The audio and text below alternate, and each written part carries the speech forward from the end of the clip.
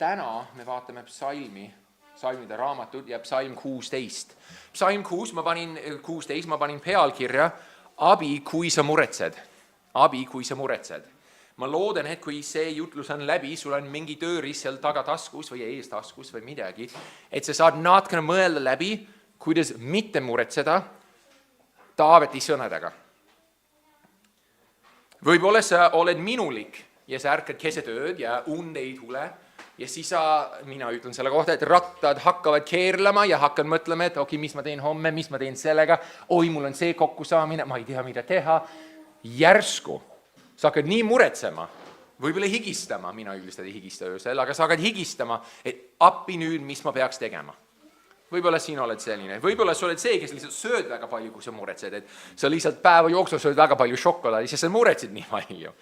Või sa oled selline, kes vaatad lihtsalt palju filme või midagi, sest see lihtsalt teeb nüriks sinu mõtteid ja see on väga lihtne vaadata midagi selle asemel, et sa hoopis koged seda ärevust. Psalm 16, ma loodan, on väike ravi selleks ja miks ma ütlen, et see on abi, kui sa muretsed, on see, kohe loeme psalm 16 ja siis ma loodan, et sa mõistad. Psalm 16 ütleb, Taaveti mõistulaul, see on Taaveti oma, Taavet, kuningas Taavet. Kaitse mind, Jumal, sest ma otsin pelgupaika sinu juures. Ma ütlesin isandale, sina oled mu isand, ei mul ei ole head ilma sinuta.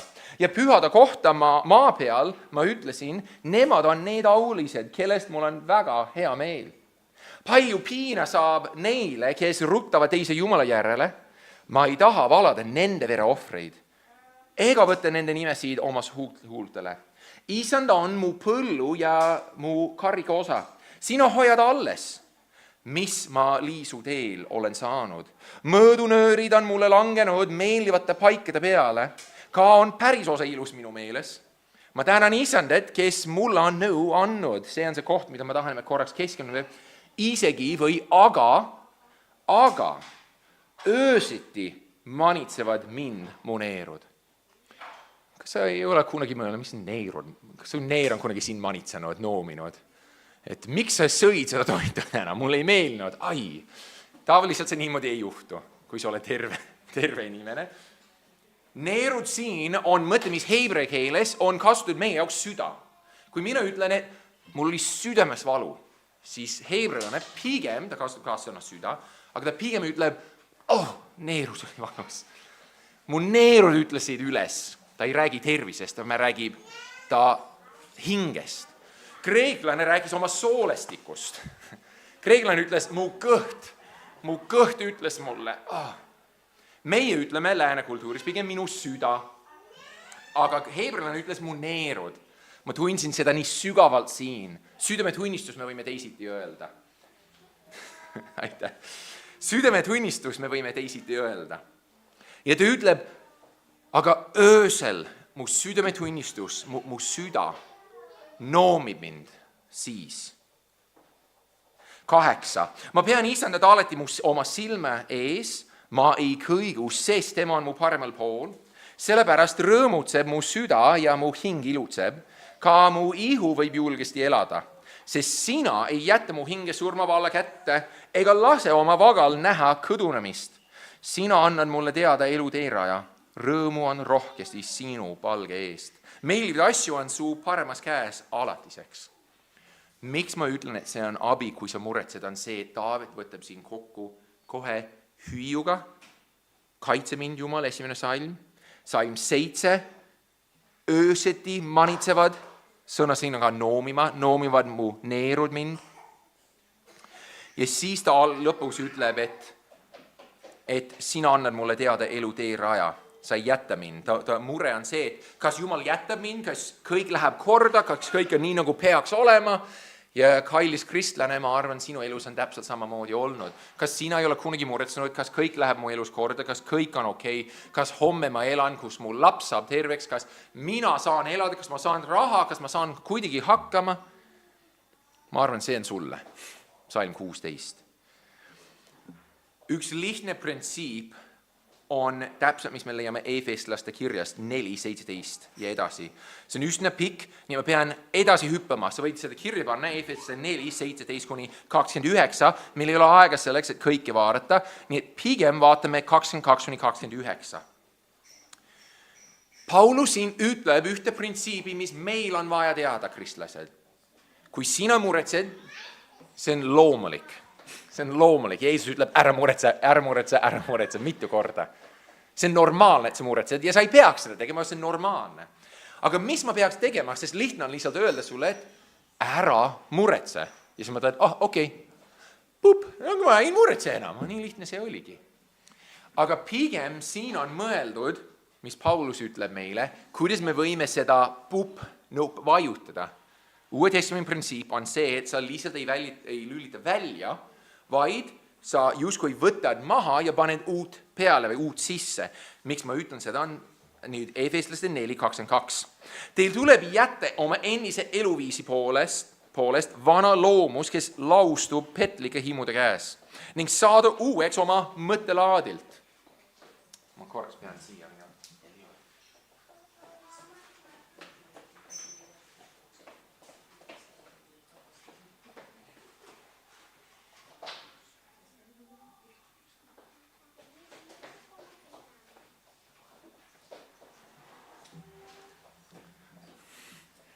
Minu väga kallid lapsed. See on väga raske, ma olen öelnud seda palju, kui sa oled kanslis ja sa näed oma last niimoodi, mis sa teed. No, te just nägite, mida mina teen. Ma ei tea, mis sa ise teeksid. Aga siin ta ütleb, et mõttelaadilt me peame saama uueks. Ehk mitte muretseda, mitte mõelda, mitte varastada, mitte käita nagu vana inimene siin kirja kohas, vaid 24 riietuda uue inimesega, kes on loodud Jumala poolt elama tõe, õiguses ja vagaduses. Me peame riietama uue inimesega. Kuidas? 25. Seepärast jätke vale. Nii et ära valeta. Ma tegin uuesti. Ei, ta ütleb meile printsiibi. Ära valeta enam ja räägite tõtt oma liigimesega, sest me oleme üksteise liikmeid. Nii et ära valeta enam, hoopis räägi tõtt. Ta ütleb, ära tee, aga tee hoopis see. See ei ole nupp sisse välja, see on nupp, mida ma nüüd hakkan tegema. Ma enam ei valeta, ma nüüd räägin tõtt. 26. Kui vihastute, siis ärge tehke pattu. Ärge päike loojuga teie vihastamise üle. Ärge andke ka maad kuradile. Kes seni varastas, ärgu varastuge enam. Ära varasta. Selle asemel tehku tööd oma kättega, teenides ausalt elatist, et tal oleks jagada sellele, kellel on puudus. Nii et ära varasta, viskan maha, mis ma võtan peale, ma teen tööd ja aitan teisi inimesi. See on see viis, kui ma enam ei varasta kristlase. Ma panen vana maha, ma matan see kinni ja sinna peale ma panen ilusa risti, sest ma olen kaua juures ja ristan hoopis nüüd, ma teen head. Siis ta ütleb edasi. 29. Ühtegi nurjatut sõna ärgu tulge teie suust. Nii et ära ütle lihtsalt nurisemisi, pahu asju, halbu asju, vaid räägige ainult seda, mis on hea teiste üles ehitamiseks, et kuuljad saaksid armu. Kas te saate sellest printsiibist aru? Kui ma tahan midagi maha jätta, sest ma ei ole enam vana inimene, ma võtan seda asja justkui, ma ütlen, ma enam ei valeta ja ma justkui matan see kinni. Ja nüüd, kui ma mitte midagi ei tee, ma ilmselt ikka teen seda, sest ma ainult ütlen siin ära tee. Ma hoopis võtan uut asja, uut harjumust ja ma hakkan seda harjutama, et nüüd ma räägin hoopis tõtt. Mis sa siis teed, kui sa muretsed? Paulus siin ei räägi muretsemisest. Nii ma võin sulle öelda, ära muretse. Ja sa ütled, aitäh sulle. Aga mis siin me saaksime öelda? Ära muretse, vaid mõtle suurte asjade peale. Hüüa hoopis appi isande nime. Hoopis pane ennast isande ette palves. Me võime niimoodi rääkida. Nii et see printsiip jääb samaks. Nii et nüüd vaatame Psalm 16 uuesti. Nüüd meil on mingi printsiip siin kukla taga pandud. Ma ütlesin, see esimene salm on öine appihüüd. Ma sain aru, te saate vist aru miks, sest see on öösel noomivad neerud. Või kui sa muretsed, et hukkud. Ta ütleb niimoodi, ta nii muretseb, et asjad lähevad nii metsa, et ta hakkab hüüdma valjusti. Kaitse mind Jumal, sest ma otsin pelgupaika sinu juures. Kui sul on tõeline mure, kuhu sa lähed sellega? Sinu sõber saaks natuke leevendada seda, aga ta ei saa päriselt aidata. Taavet läheb kohe oma hüüuga.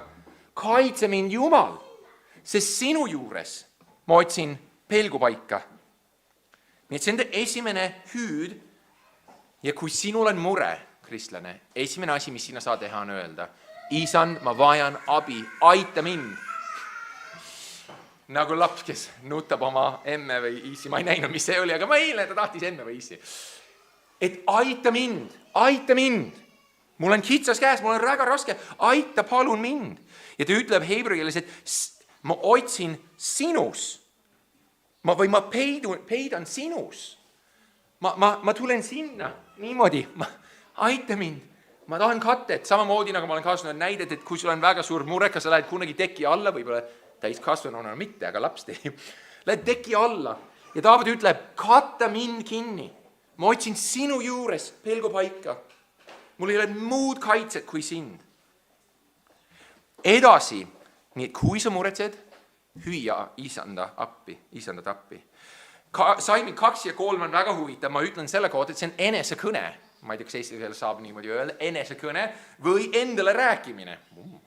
Või kui sa muretsed, et elu ei ole hea, asjad on pahasti.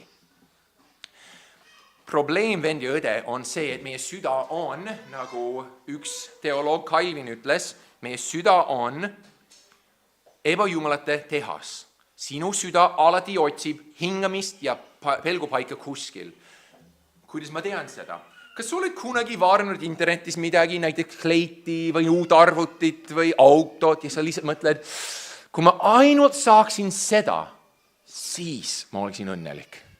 On see kunagi juhtunud, vend ja õde? Kui ma ainult saaks seda, siis kõik oleks korras mu elus. On see kunagi juhtunud? Mul juhtub see väga palju. Isegi väga mõttetute asja poolest. Kui ma ainult saaks seda ühte mingi labidat panni jaoks, siis mu elu oleks okei. Kas sul ei ole kunagi niimoodi olnud? Ja kuidas ma tean, et see juhtub, on see, et see tõmbab, see nagu, ma ei osta. No, see on okei, et sa tahad midagi osta, aga kas sa ei ole kunagi tundnud seda tõmmet? See ei ole otseselt valesti. Võib-olla sa päriselt vajad seda asja. Aga see, kuidas asjad võtavad meelevalda meie üle, on see, et me otsime varjupaika asjades või inimestes, mitte isandas.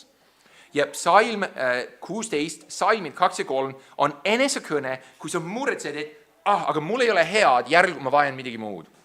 Siin Taavet ütleb väga ilusasti. Ta ütleb, ma ütlesin isandale. Minu meelest heebrea keeles on väga huvitav, ta ütleb pigem sina, ma ei tea, miks ta kasutab sina vormi, aga ta mina ütlen, ta pigem ütle või ütlesid. Kellega ta räägib? Kellega Taavet räägib ometi? Eesti keeles ta räägib endaga, siin mina ütlesin, heebrea keeles ei ole niimoodi. Ta ütleb hoopis ütlesid või ütled või ütle.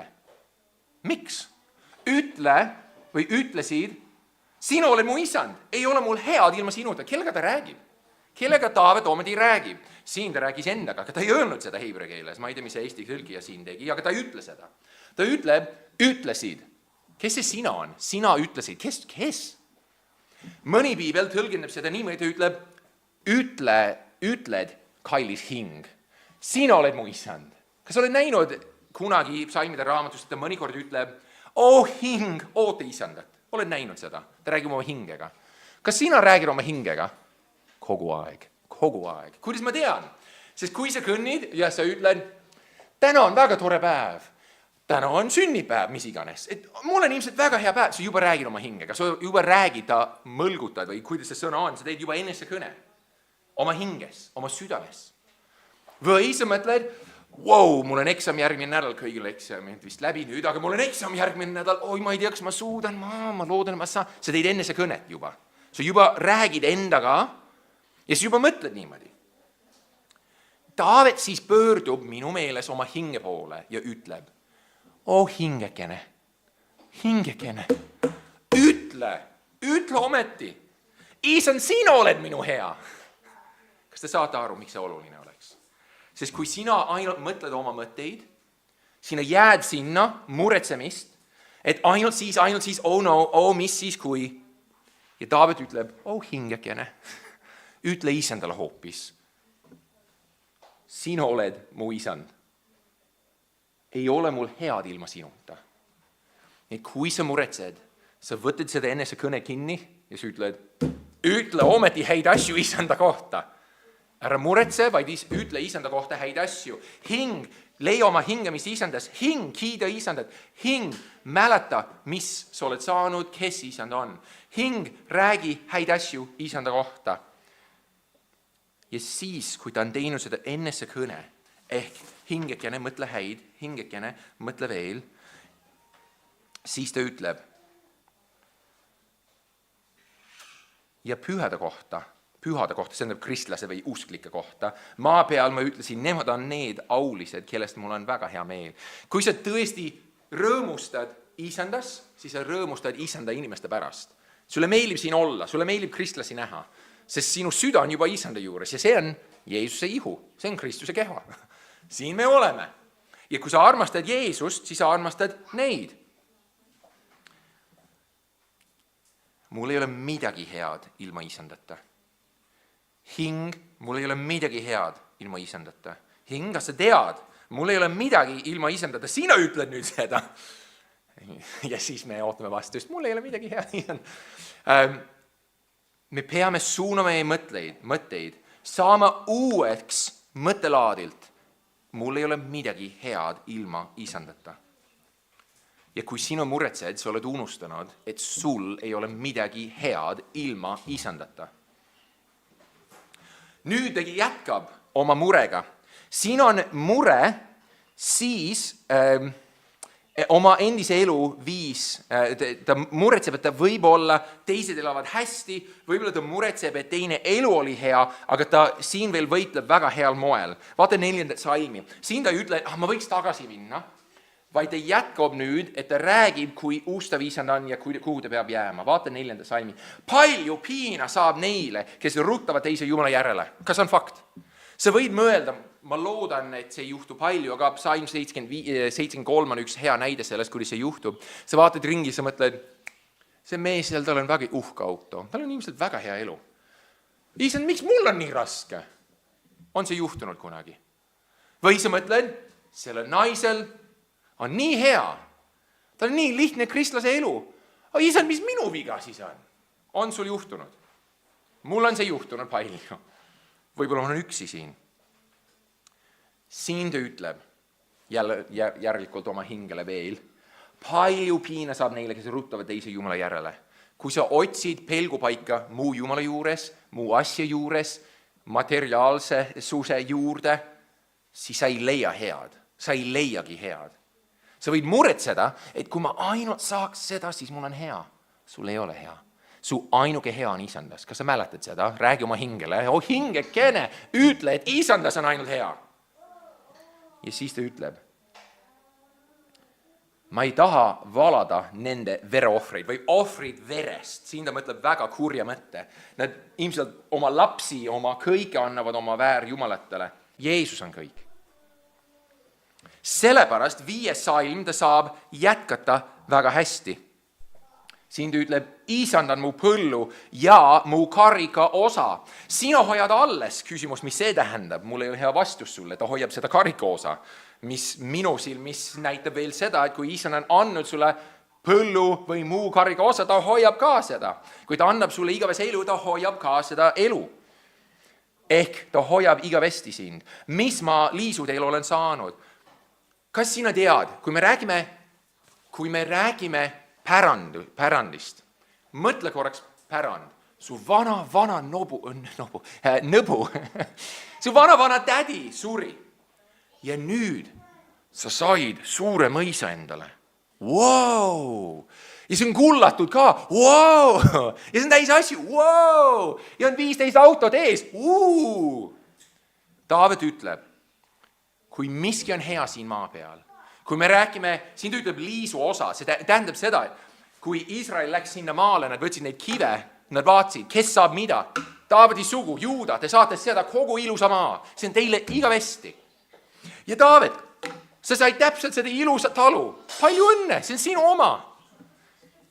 Ja siis ta sai rõõmustada, see on nüüd minu oma, ma saan siin elada ja vaatan veeallikas, kui ilus maa isand on mulle andnud. See on see mõte siin. Ja Taavet kasutab siin 3-4 erinevat pärandisõnad. Ta kasutab karikas, põlluosa, ta kasutab veel. Miks? Miks Taavet ometi tahab rõhutada seda? Ta ütleb niimoodi, isand on mu põlluosa, mu karikosa, mis ma sain liisuteel, mu mõõdunöörid on langenud, meeldida paikade peale. Ja mu päris osa on ilus mu meeles. Need on 5 erinevat sõna mu meeles, kui ma vaatasin heebrea keeles. 5 erinevat sõna, mis ta kaasab, on kõik pärandid. Nii et meie keeles me võime öelda kõik mu investeeringud, kõik minu pärand, kõik mu pangakonto, kõik, mis ma olen pingutanud, kõik mu rikkus, kõik. Ta kasutab kõik neid sõnu. Mu maja, kõik, mis on rikkus üldse, ta kasutab neid sõnu. Ja mis ta ütleb nende kohta? Isand on see mulle. Sa tahad rääkida investeeringutest, Taavet ütleb, Isand on minu investeering. Sa tahad rääkida majadest, Isand on minu maja. Tahad rääkida maast, Isand on minu maa. Isand on mu põllu ja mu karika osa. Sina hoiad alles, mis ma liisuteel olen saanud. Mõõdunöörid on mulle langenud, meelid võtta paikide peale. Vaat, see on sinu maa. Mis sa said, kristlane? Sa said Jeesus. Mis sa said, kristlane? Sa said igavese elu Jeesuses. Mis sa said, kristlane? Efeslaste kirja ütleb, sa said kogu rikkus temas ja iga vaimulik ain, mis sul üldse vajalik on siin elamiseks. See on sinu liisu osa. Kas sa oled rahul sellega? Ja kahjuks ma pean ütlema, et me üldiselt ei ole rahul sellega. Ma tahan veel. Ma tahan midagi veel. Jah, ma saan aru, et mul on kõik see ilus asi siin, aga ma tahan need asju. Võib-olla seda asja. Taavet ütleb, minu tõeline rikkus. Ma ei muretse majade pärast, ma ei muretse autode pärast, ma ei muretse hea või asjade pärast. Sest siin, kui me räägime 5. ja 6. salmist, ma ütleks, siis kui sa muretsed, et sul võiks olla rohkem või sa kardad, et sa kaotad midagi. Taavet ütleb, see, mida sa päriselt saad, sa ei saa kaotada. Isand hoiab seda alles. Sa mõtled, ma saan autot kaotada, te teate, minu auto vahepeal oli katki, peaaegu ka. Noh, mis sa teed? Kass looksab ära, mis sa teed? Kass on alles. Mis sa teed? Aga Isand ütleb, ma annan sulle tõelist rikkust, mida sa kunagi ei kaotad, mis ainult läheb kallimaks aja jooksul ja see on sulle igavesti. Nii, kas sa tunned rõõmu selle üle? Ja me ütleme, no see on nagu päris okei. Aga ma ikka tahan midagi muud. Aga Taavet toob meie tähelepanu tagasi selle, kui sa muretsed asjade pärast, kui sa muretsed, sa kaotad midagi, kui sa muretsed asjade pärast eriti, siis sa juba fokuseerid vale asja peale, sest sul on midagi kristlane, mida sa ei saa kaotada. Sul on igavene elu Kristuses, Jeesuses. Ja siis tema siin ütleb, Isand hoiab see alles. Sa tahad tõelist rikkust? Ära vaata investeeringute poole, ära vaata pangakonto poole, ära vaata maja poole, ära vaata nende asjade poole, vaata Isanda poole, see on tõeline rikkus. Taavet ütleb, see on minu kõik, iga asi. On üks nüüd väga intensiivne jutt, nüüd korraks, üks ajaloo lugu. Oli üks mees Diogenes või Diogenes oli filosoof. Ta elas minu meelest Kreekas. Ta oli ikka päris kahtlane tüüp, ta ei ole kristlane, nii et ma ei tsiteeri teda auliselt, ma lihtsalt tsiteerin, sest on väga hea pilt sellest. Diogenes oli väga äärmuslik inimene. Ta võttis suure toidupoti, mis oli savinõu, ja ta elas selle sees turul. Niimoodi oli ta elu. Diogenes, kus elad? See on sama. Diogenes ei omanud midagi, ta elas täiesti askeetliku elu ja nautis seda ka. Kõik teadsid Diogenest. Ta oli väga huvitav tegelane, väga äärmuslik inimene. Ja siin on üks lugu Diogenesest 4. sajandil. Aleksander Suur, kusjuures väidetavalt kohtus Diogenesega. Aleksander Suur, kes valutas peaaegu teatud maailma sellel ajal, väga võimas mees, jõudis sinna, kus Diogenes istus ilmselt oma poti sees. Suur, Aleksander Suur, võimas, kuningas. Paljude inimeste lähenedes ajas Diogenes end veidi püsti ja suunas pilgu Aleksandrile. No, seal ta on, kuningas. Ja kui kuningas teda tervitas ja küsis, kas tal on midagi soovida, mäletad, kuningas küsib, Diogenes, ma olen kuningas, ma olen rikas, mida sa soovid ometi? Mida sina soovid? Aleksander Suur tuleb. Mida sa soovid, kristlane? Diogenes vastas, jälle, ta ei ole kristlane, aga ma arvan, see näide on väga hea. Diogenes vastas, jah, tahan midagi küll. Astu natkene kõrvele minu päikse eest ära. Ma naudin hetkel seda. Diogenes oleks võinud saada mida iganes, mis ta tahab ja mida Diogenes tahtis. Ma väga naudin seda päikest hetkel. Palun, kuningas, sa takistad seda päikest. Räägitakse, et Aleksander oli sellest vastusest nii muljet avaldanud, sest see mees oli nii väärikas ja vaimujõuline, et ta sai kuninga niimoodi rääkida. Et Aleksander ütles oma õukandlasele, kes kõik naersid tema peale, loomulikult Diogenese peale. Aleksander oli väidetavalt öelnud, aga mina ütlen teile seda, kui mina ei oleks Aleksander, ma tahaksin olla Diogenes. Sest Diogenes oli täpselt see, kes oli rahul täpselt sellega, mis tal oli. Mul on mu pott, mul on päike ja kõht on täis. Ja Paulus ütleb huvitavalt täpselt sama asja, Filiplaste kirja, kui ma ei eksi, aga kuskil Uues Testamendis täpselt sama, et kai, Timoteusele mu meelest kusjuures, et kui meil on peavarju ja riideid, olgem tänulikud, olgem rahul. Sest meil on täpselt, mis meil on vaja. Nii kui sa mõtled kristlane Diogenese peale, kas see ei noomi sind natkane, et kas sina oled hetkel rahul sellega, et tõeline päike Jeesus paistab sinu peale, sul on kõige parem aseme iialgi, sul on tulevane lootus, tulevane kirkus ja kõik nüüd temas. Kui kuningas nüüd tuleb sinu juurde, kas sa saaksid öelda, aitäh sulle, mul on kõik, mis mul on vaja hetkel, kusjuures sa rikkusid mul päeva, et sa takistasid minu päikest ära. Meie peaksime olema selliseid, kes leiame meie kõike temas, kõike isandas. Jeesus ütleb, et me peaksime niimoodi tegema, usaldama teda. Aga mis siis, kui sa muretsed, et sa tegid valesti? Ma arvan, see 7. salm räägib natkene sellest, et su südametunnistus ütleb üles justkui, annab sulle teada, et sa tegid valesti. Seal 7. salm, ta ütleb, ma tänan isand, kes mulle on nõu andnud. Isand annab head nõud, kas see ei ole nii? Me teame, et see on lambiks meie jalgadele. Ta annab head nõu. Me teame, kui me elame Jeesuse jälgides, me elame väga hästi.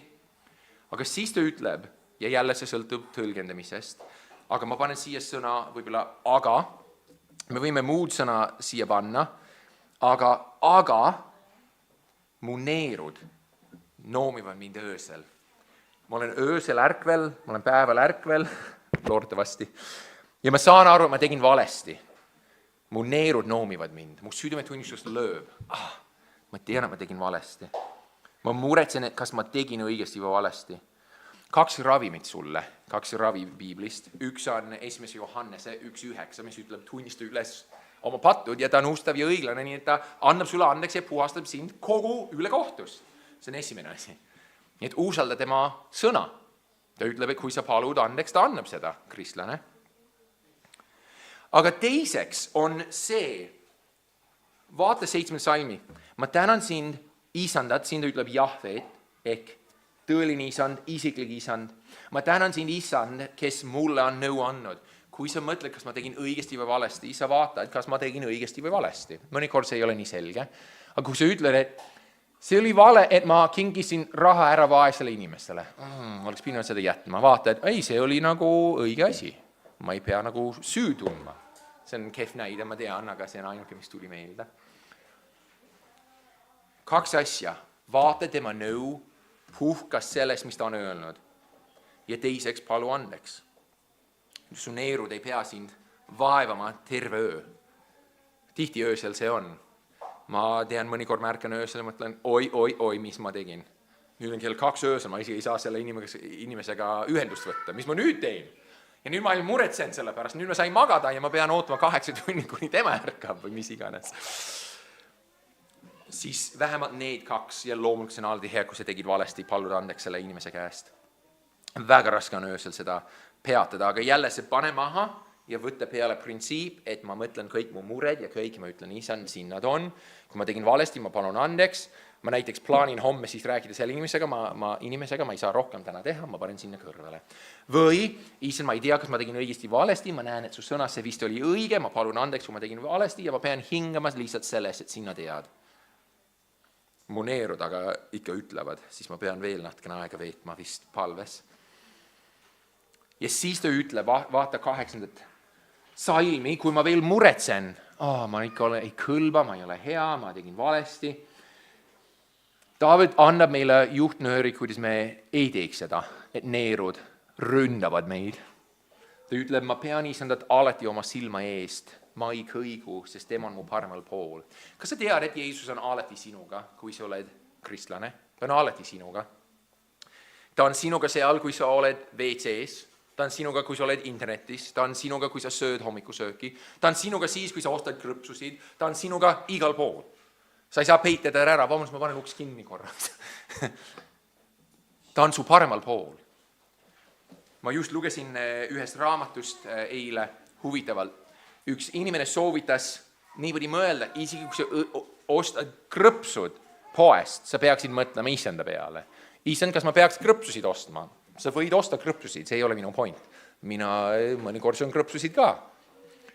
Aga selles hetkes ma võin mõelda, et isand on mu kõrval, ma tahan krõpsusid süüa. Sest iga otsus lõpuks on vaimulik otsus sellegi poolest, et kõik kannab vilju vaimulikult mu elus. Aga kui ma pean meeles isandat, et ta on mu paremal pool, siis ma ei kõigu. Ma ei kõigu selles, et kuidas ma otsustan, sest ma tean, kui keegi ütleb mulle, tule tee pattu minuga, tule tee seda paha asja.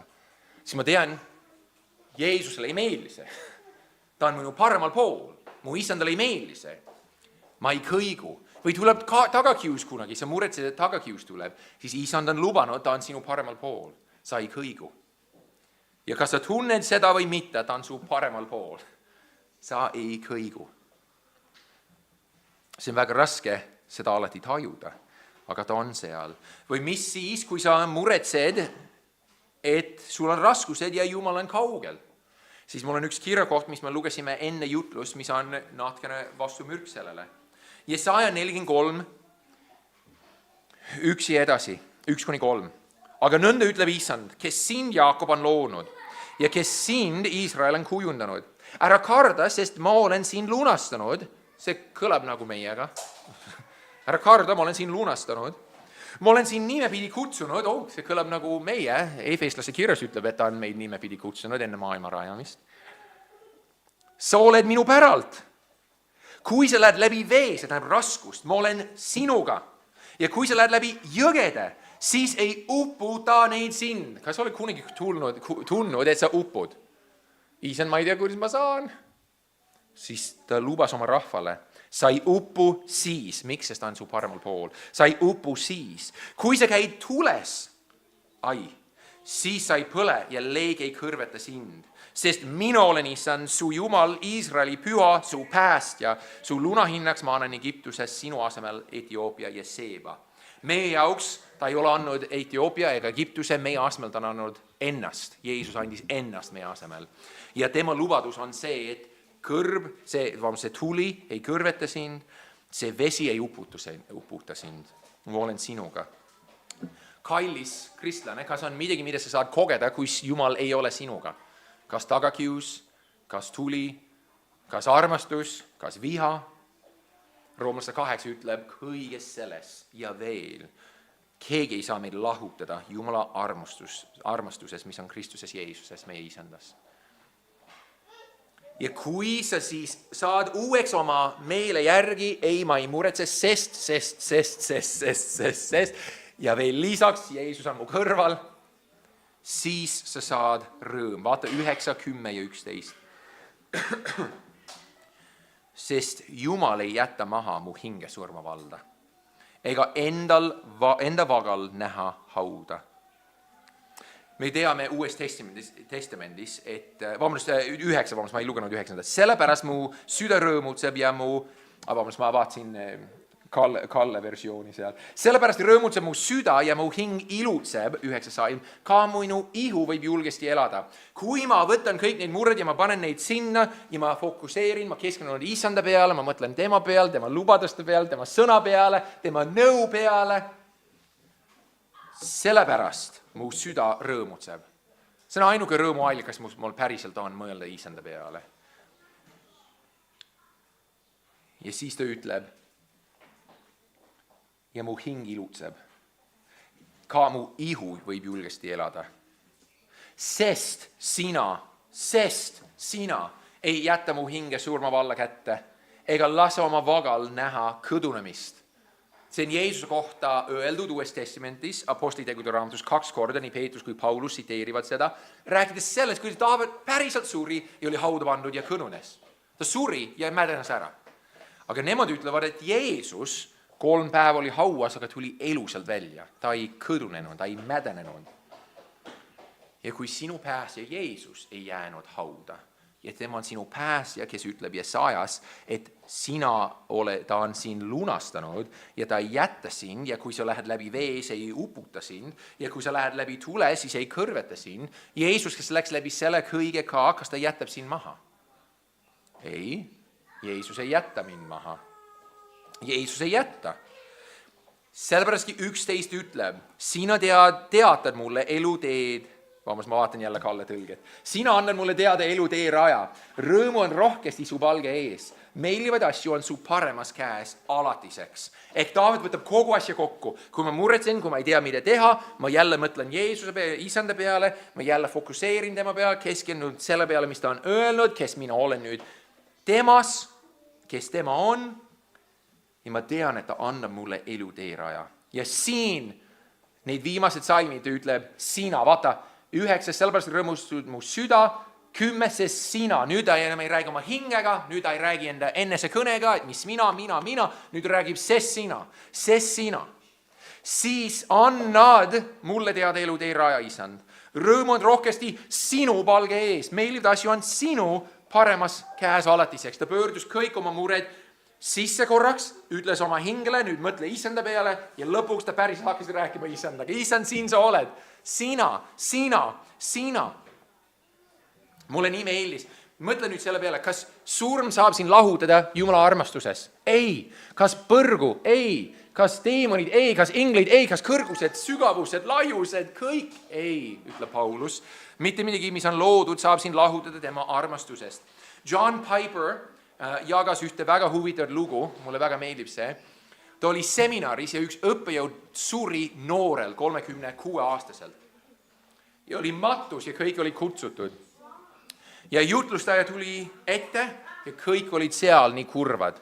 Perekond oli seal, sõbrad olid seal ja siis jutlustaja ütles, ma ei mäleta, mis see mehe nimi oli, Morgan oli, kes ta Eestimaa perekonna nimi ja ta ütles, Morgan ei ole surnud. Kas ei ole imeline? Sa oled matusel. Pastor läheb ette, ütleb, see inimene ei ole surnud. Ta elab nüüd Jeesusega. Ta ei ole surnud. Me kõik vajame seda meile tuletust. Me ei suregi mitte kunagi. Me elame igavesti isandaga.